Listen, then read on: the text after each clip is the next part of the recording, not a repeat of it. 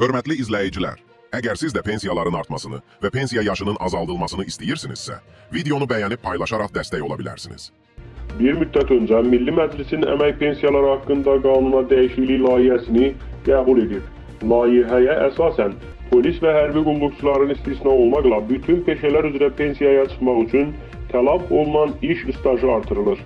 Dövlət qulluqçuları üçün hazırda qüvvədə olan 15 təqvim ilinin 20 təqvim ilinə, prokurorlar üçün 25 təqvim ilinin 35 ilə, o cümlədən digər peşələr üçün də tələb olunan staj ilini müvafiq olaraq 5 il qaldırılması layihədə əksini tapıb.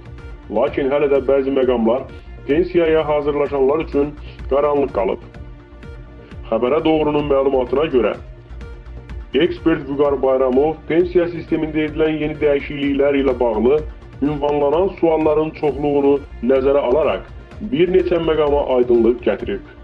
Qeyd edək ki, bu dəyişikliklərin şərhi deyil, yalnız izahıdır.